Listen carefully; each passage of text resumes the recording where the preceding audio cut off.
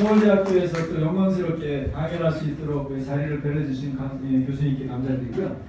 저는 도시농업을 하는데요. 도시농업에서 뭘 하냐면은 도시의 생태계를 살리는 운동을 합니다. 간단한 표를 보시게 되면은 옥상을 푸르게 만들고 거기에 푸르게 만들면 식물이 자라잖아요. 그 식물을 키울 때 반드시 필요한 게 물입니다. 그 물을 여지까지 우리 수돗물을 썼잖아요. 이거를 우리가 받아서 빗물로 활용하는 거. 그리고 여러분 집에 나오는 음식물 쓰레기 이것들을 자원으로 만드는 거죠. 퇴비로 만들어서 사용하게 되면은 도시 내에서 생태계가 도시가 그 순환 구조가 만들어지는 거죠. 이게 이제 하나의 표가 됩니다. 그리고 이제 최근에 작년부터 시작한 게 지하도 옥토다 해서 우리 서울시에 보면은 지하 공간 안 쓰는 공간 엄청 많습니다.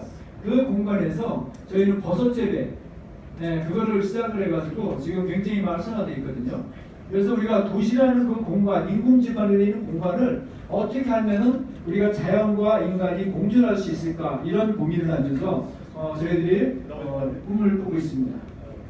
도시농업 얘기 많이 하잖아요. 그 도시농업은 법으로 보면은 자연 친화적인 도시 환경을 조성한다고 나왔어요. 그리고 도시와 농촌이 함께 발전한다. 이 두 가지 키워드에서 도시의 친화적 환경을 개선하는 거. 그래서 지금은 여지까지 도시농업이 고추, 가지, 토마토, 상추를 키웠다면 앞으로는 꽃과 허브와 나무와 이 모든 것을 포괄하는 그런 걸로 해서 도시농업이 발전하게 될 겁니다.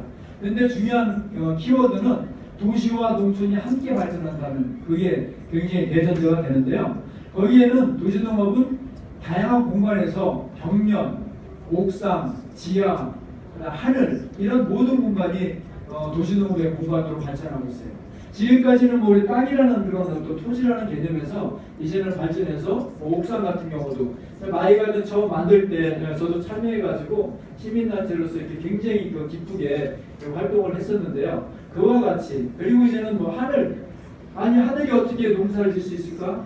여러분들이 일반 주차장 있잖아요. 거기에 프레임을 짜고 그 위에다가 우리가 식물을 심으면 됩니다. 농부식물 같은 거 그런 게 가능하고요. 그 다음에 이제 베란다 같은 경우 요즘에 이제 파이프팜 아까 교수님께서 말씀하셨는데 그 파이프팜으로서 파이프를 이용해서 우리가 벽면을 활용하는 거 그 방법에서 하게 되면 벽면에 농부식물을 심는다든가 이런 개념으로 갈 수가 있습니다.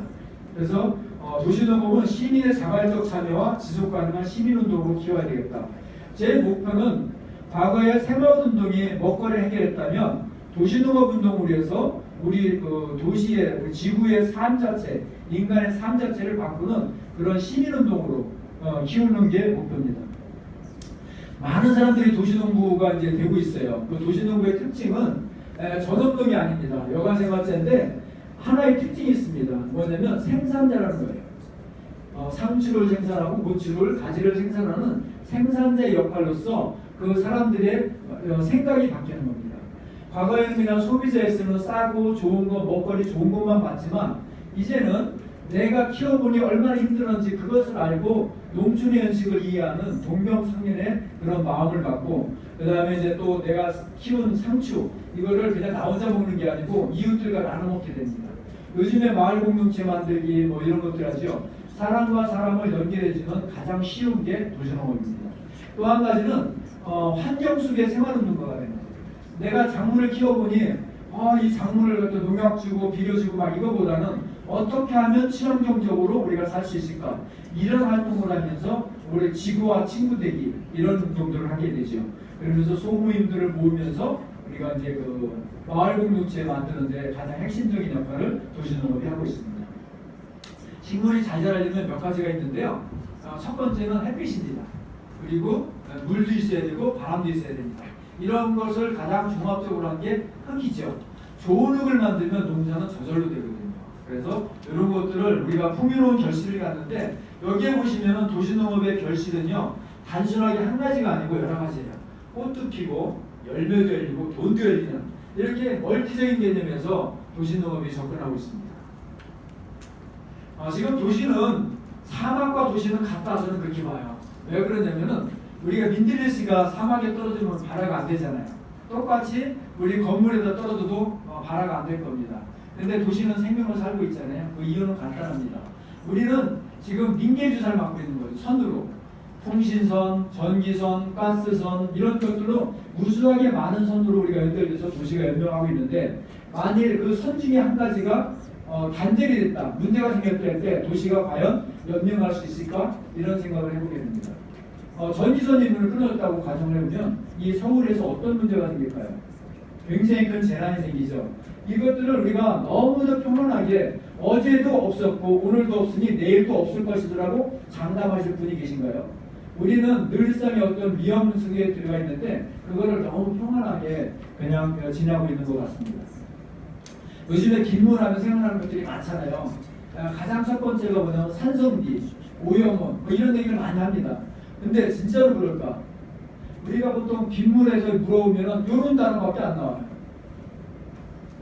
좋은 얘기가 안 나오죠. 왜 그럴까요? 그 빗물이 이렇게 우리한테 못쓰게 나쁘게 그렇게 했는지 모르겠어요. 제가 산속에서 청정지역에서 pH를 한번 측정해봤어요. 4.5가 나왔습니다. 여기는 농사 짓는 데도 아니고요. 사람들 별로 안 다녀요. 근데 4.5가 나왔어요. 그 이유는 왜 그러냐면 우리 대한민국은 화강암으로 구성되어 있어요. 그 화강암은 산성암이거든요. 여러분이 살고 있는 우리가 살고 있는 이 모암 자체가 화강암으로 되어 있어서 산성토양에 살고 있습니다. 그렇기 때문에 뭐 환경이 좋고 뭐 그런 게 아니고 우리는 늘상 산성 속에 살고 있다.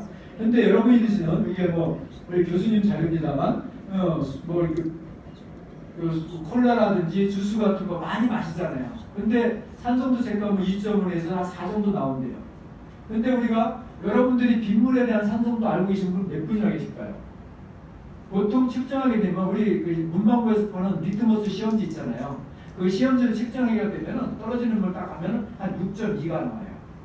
근데 우리가 보통 빗물 그러면 뭐 머리 빠진다 뭐 한다는데 그러면은 만일 그렇게 빗물이 안 좋다면은 콜라나 주스를 마시면 우리 내장에 다 탔어야 되잖아요. 근데 우리는 건강하게 잘 먹고 있다 이거죠.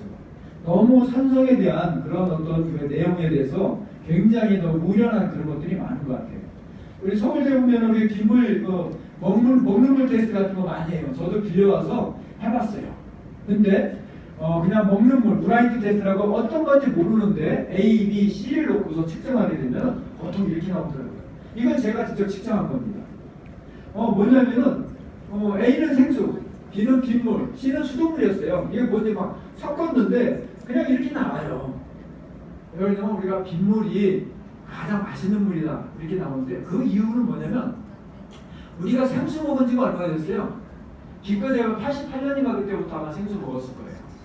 근데 빗물은 우리가 인류가 생각하면서 나면서부터 지금까지 계속 우리는 그냥 그 물을 먹고 살았죠.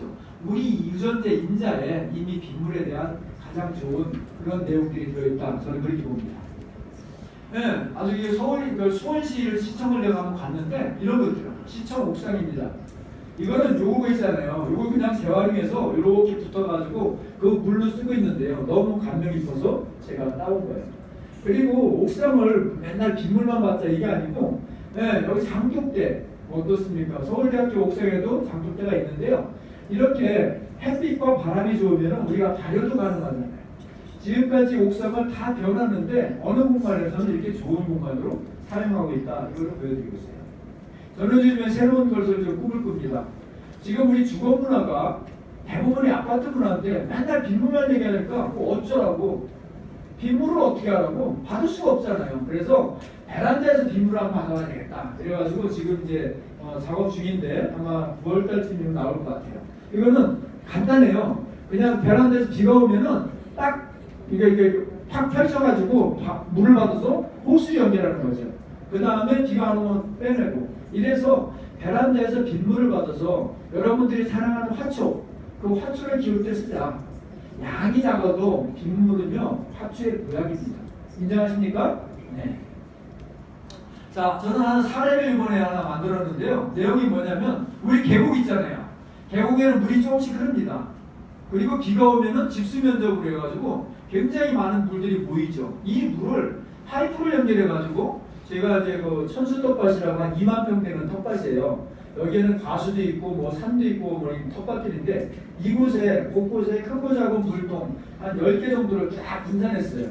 그래서 선으로 연결해가지고 여기는 에너지가 하나도 없습니다. 단지 위치 에너지. 그냥 높은 데서 물 떨어져 낙차로 이용해가지고 이곳에 한 400m, 여기 300m인데 여기는 큰 산이에요, 산. 저는 걱정했어요. 그게 안 될 줄 알았는데 이 수압에 의해서 이게 넘어가는 거예요. 그래서 이 텃밭에서는 에너지라는 것은 위치 에너지만 사용해가지고 자동 발전도 되고 분수도 만들고 이런 식으로 시설을 했으니 이런 것들은 사실은 뭐 큰 돈이 들어가는 게 아니고 우리의 의지와 그 다음에 우리 시에서의 관심과 이런 것들만 있으면 가능할 것 같아요. 그래서 올해 요거 만드는데 한 1,000만 원 정도? 그 정도 들었어요. 근데 22톤을 분을 항상 절유합니다. 그래서 어떻게 하냐면 우리 그 탑탱크 있잖아요. 화장실에 있는 그거와 같이 그 통 안에서 그렇게 놔가지고 꼭 필요한 물만큼만 쓰고 나머지는 그냥 계곡에서 그냥 물을 흐르게끔 만든 그런 상황입니다.